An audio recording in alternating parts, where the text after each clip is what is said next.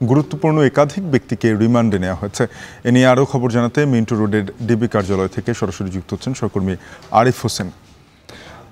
আরিফ, জানাবেন এই যে 8 দিন 10 দিন করে রিমান্ড মঞ্জুর করা হয়েছে বিভিন্ন দায়িত্ব থাকায় ব্যক্তিবর্গের যাদের বিরুদ্ধে অনিয়ম দুর্নীতির অভিযোগ রয়েছে, এই যে এই রিমান্ডের কোনো ধরনের ফলাফল বা এই রিমান্ড থেকে তাদের কাছ থেকে কোনো তথ্য জানা গেছে কিনা, এই বিষয়ে আসলে কোনো কিছু জানানো হয়েছে কিনা, কোনো তথ্য দেওয়া হচ্ছে কিনা জানাবেন।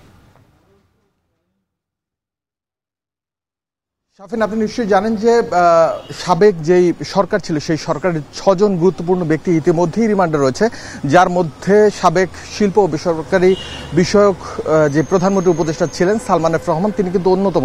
তার বিরুদ্ধে তাকে সাধারণ মানুষ দরবেশ নামেই চিনত, কারণ শেয়ার বাজার থেকে শুরু করে আর্থিক যে বড় বড় সেক্টরগুলো ছিল সেই সেক্টরের একটা অন্যতম অধিপতি তিনি ছিলেন। আমরা এই মুহূর্তে জানি যে তিনিও কিন্তু ডিবি কার্যালয়ে রয়েছেন এবং তিনি রিমান্ডে রয়েছেন। তাকে জিজ্ঞাসাবাদ করা হচ্ছে কিভাবে তিনি 36,000 কোটি টাকা বিভিন্ন ব্যাংক থেকে তুলে নিয়েছেন, এছাড়া অন্যান্য আর্থিক সেক্টরগুলো কিভাবে তিনি লুটপাট করেছেন অথবা কিভাবে তিনি এগুলোকে খোকলা করার জন্য কাজ করেছেন, সেই বিষয়ে কিন্তু ডিবি এবং আর্থিক প্রতিষ্ঠানে বিভিন্ন ধরনের ব্যক্তিদের সমন্বয় একের পর এক প্রশ্ন করা হচ্ছে।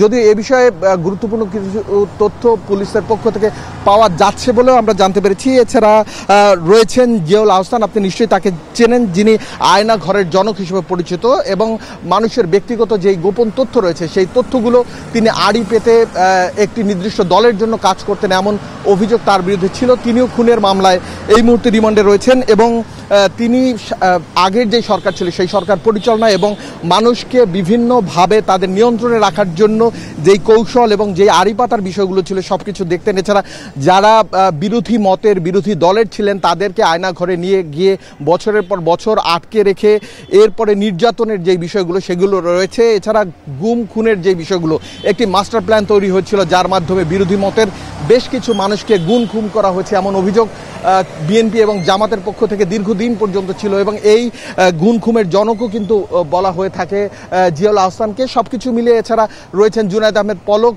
যিনি আইসিটি মন্ত্রী ছিলেন এবং আইসিটি প্রতিমন্ত্রী ছিলেন। এই পলক সাহেব কিন্তু এই যে বৈষম্য বিরোধী ছাত্র আন্দোলনের যে শিক্ষার্থীরা আন্দোলন করছিলেন সেই সময় তাদের ইন্টারনেট স্লো করে দেয়া থেকে শুরু করে আড়ি পাতা এবং বিভিন্ন প্রতিষ্ঠানকে তাদের সর্বোচ্চভাবে যাতে থামানো যায় সেই বিষয়গুলো দেখেছেন এবং এর জন্য কাজ করেছেন। সবাই কিন্তু খুনের মামলার আসামি। এছাড়া রয়েছেন আইনমন্ত্রীর ব্যাপারে বলা হয় আইনের বল প্রয়োগ এবং জুডিশিয়ারি তিনি কাজে লাগিয়ে ভিন্ন মতকে বিভিন্ন সময় জেলে পাঠিয়ে অথবা আইনের মারপ্যাচের মাধ্যমে তারা কিন্তু তাদের দমন করেছে, এমন কিছু অভিযোগ তাদের বিরুদ্ধে রয়েছে। সবকিছু মিলিয়ে সবাই এখন ডিবি কার্যালয়ে রয়েছেন, সবাই জিজ্ঞাসাবাদের মধ্যে রয়েছেন।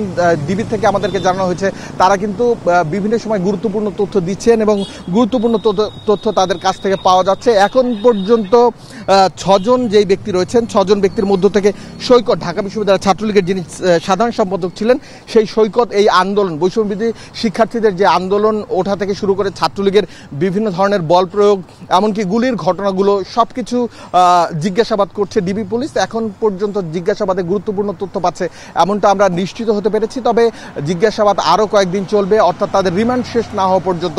এরপরে সবকিছু নিয়ে একটি কনক্লুসিভ তথ্য তারা কিন্তু আদালতে জমা দেবেন। শাফিন, গোয়েন্দা বিভাগ থেকে কোনো তথ্য আসলে সেটি নিশ্চয়ই আপনার মাধ্যমে দর্শকরা জানবেন। সহকর্মী আরিফ হোসেন যুক্ত হয়েছিলেন।